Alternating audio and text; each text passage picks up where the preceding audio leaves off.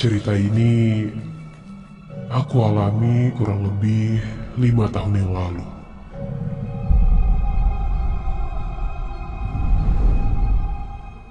Namaku Mima. Aku sekolah di salah satu SMA negeri di Karawang. Saat itu, waktu ujian sudah selesai. Dan masuklah saat liburan sekolah.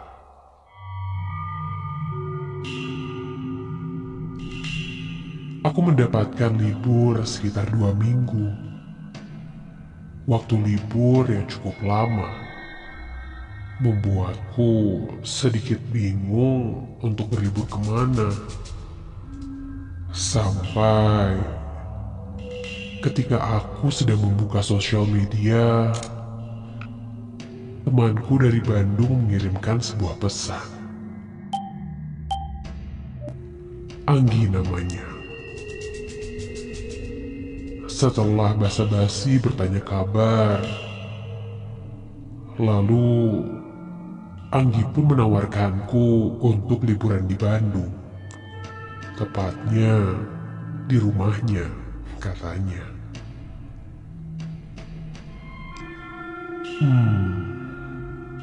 Setelah mengobrol lumayan lama di chat itu, aku pun memutuskan untuk menerima ajakannya. Dan berencana besok pagi-pagi sekali untuk langsung pergi menuju Bandung.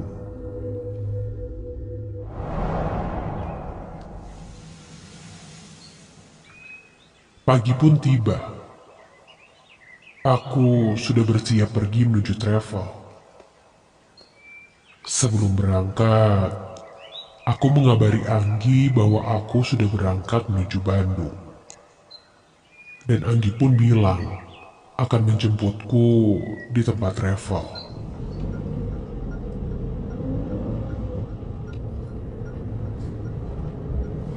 Singkat cerita, selama perjalanan aku pun tertidur pulas. Dan ketika aku terbangun,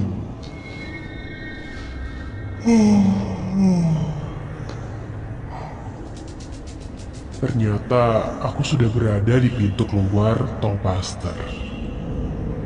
Aku pun segera menelpon Anggi.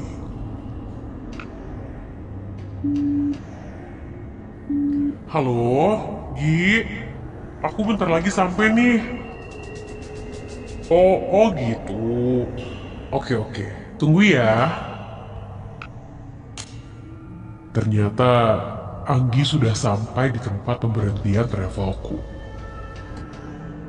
Dan sekitar 15 menit kemudian, aku pun sampai. Kulihat Anggi sudah siap menjemputku dengan motor.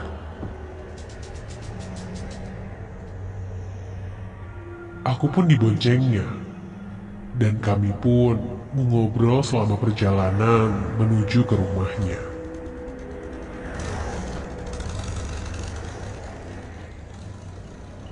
Ini adalah kali pertamaku menginap di rumah Anggi.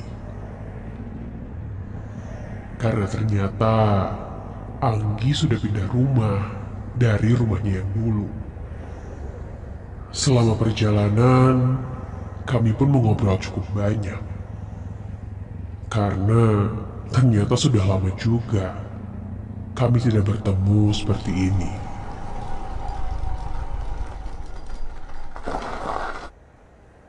Sampailah aku di rumah Anggi.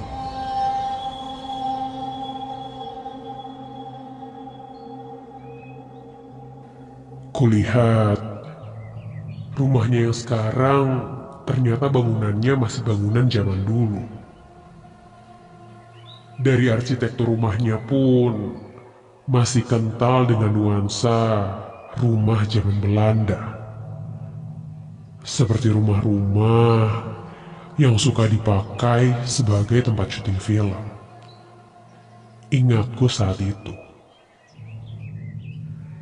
Setelah memarkirkan motor di garasi, Anggi pun mengajakku untuk masuk ke dalam rumah. Lalu, aku pun diantarkan menuju kamar tamu. Aku sempat bertanya pada Anggi, kenapa aku tidak tidur di kamarnya saja. Namun, Anggi bilang, katanya kamarnya tidak terlalu besar. Jadi, lebih baik aku tidur di kamar tamu saja. Biar nyaman katanya. Seriusan nih, Gi? Padahal nggak apa-apa loh aku tidur di kamar kamu aja. Sempit-sempitan juga nggak apa-apa kok. Anggi pun menunjukkan kamar tempat tidurku. Dan ketika dibuka,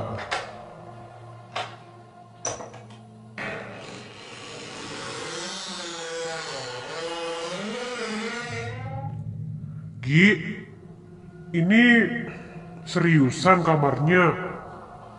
Ih, kayaknya ada hantu ya.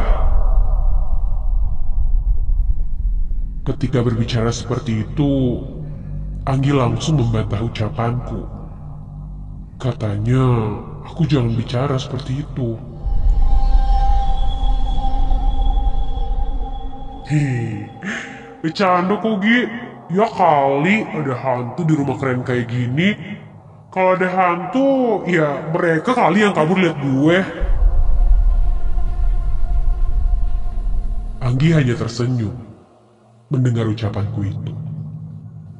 Dan ia lanjut mempersilahkanku untuk beristirahat. Waktu pun berlalu. Sorenya, Anggi mengajakku jalan-jalan di Bandung. Hingga tak terasa sudah sekitar jam 10 malam. Lalu kami pun kembali pulang dan langsung masuk ke kamar masing-masing. Dagi, sampai ketemu besok ya. Bangunin gue, jangan lupa.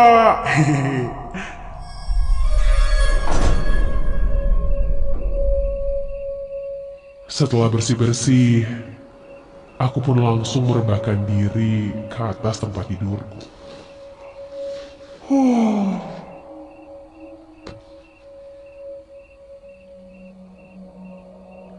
Dan baru saja aku akan tertidur, ada yang mengetuk pintu kamar. Iya, Gi, kenapa? Udah masuk aja, nggak dikunci kok, kataku. Namun, pintu kamar itu masih diketuk. Seakan Anggi tidak mendengar ucapanku. Siapa sih?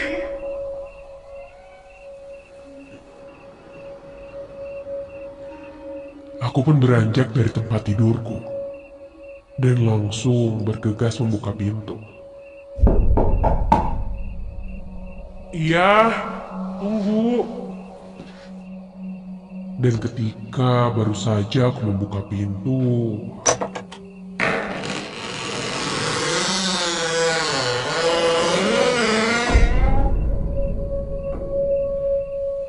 hening. Tidak ada siapa-siapa. Apa mungkin bukan pintu kamar yang ini ya? Pikirku positif. Aku pun menutup kembali pintu itu. Dan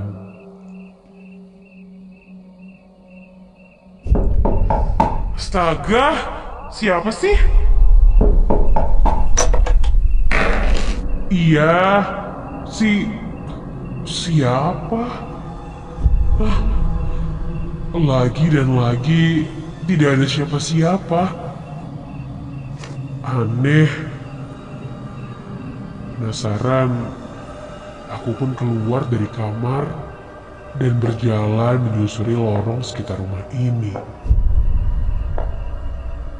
Namun, sudah cukup lama aku berjalan. Tidak ada orang-orang.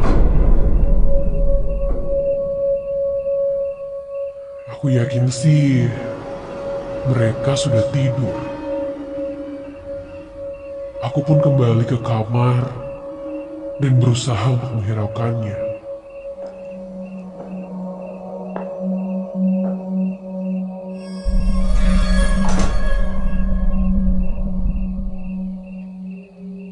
Ku coba ambil posisi tidur kembali, namun terasa sulit sekali. Sampai aku mendengar suara anak ayam.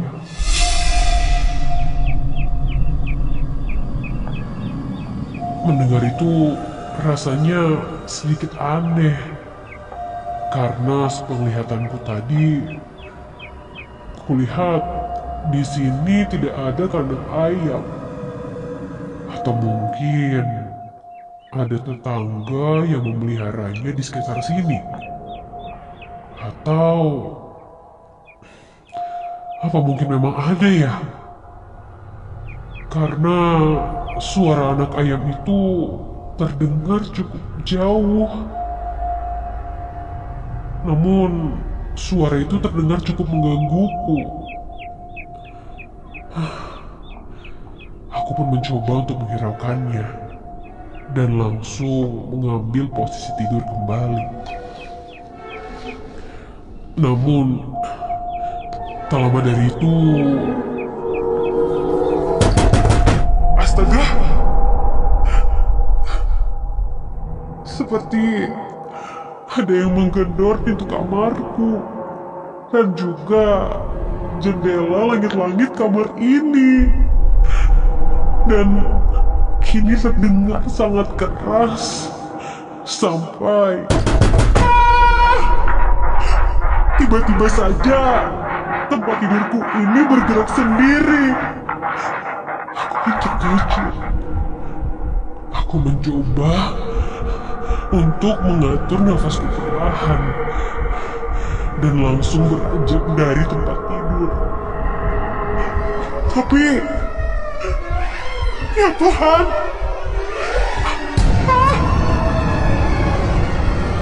dari sudut mataku, kulihat sesosok bayangan hitam. Apa itu? Aku melihat sesosok bayangan hitam yang sangat tinggi, hingga kepalanya menekuk di langit-langit. Dan kulihat, ketika kulihat dengan seksama, astaga, kulihat sosok perempuan yang sangat tinggi sekali berada di dalam kamar ini.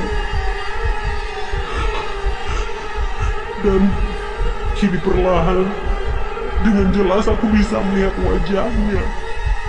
Wajah yang sangat seram, dengan bola mata hitam pekat, dan rambutnya sangat panjang sekali menyentuh lantai. Badanku seketika menjadi kaku, dan kini ku dengar suara tertawa yang sangat menyeramkan. Perlahan, ketika kulihat, badannya semakin merunduk dan seperti meliuk-liuk berusaha mendekatiku.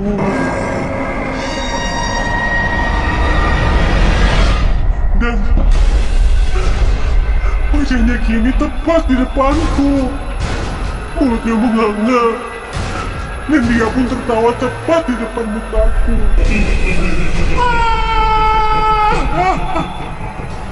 Badanku lemas seketika, dan aku pun tidak ingat apa-apa lagi.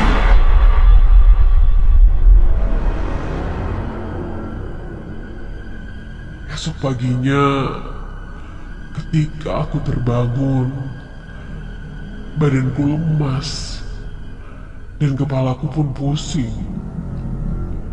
Ketika terbangun, kulihat Anggi sudah berada di dalam kamar.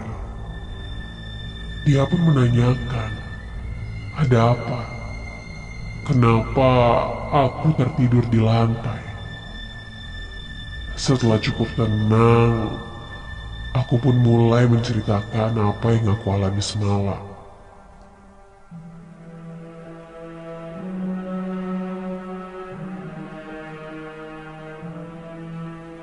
Dan setelah aku ceritakan, Anggi pun langsung bercerita bahwa sosok yang bertemu denganku itu adalah sosok si Nyai.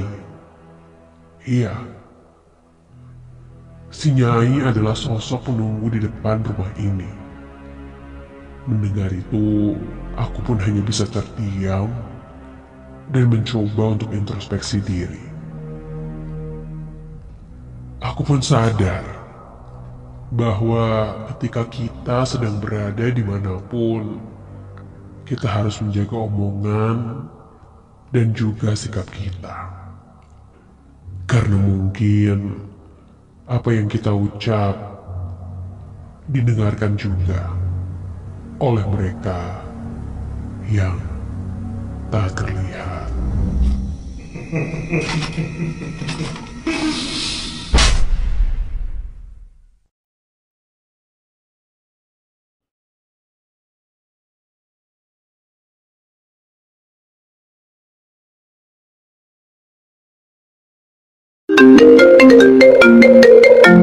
Mas, ada telepon, Mas.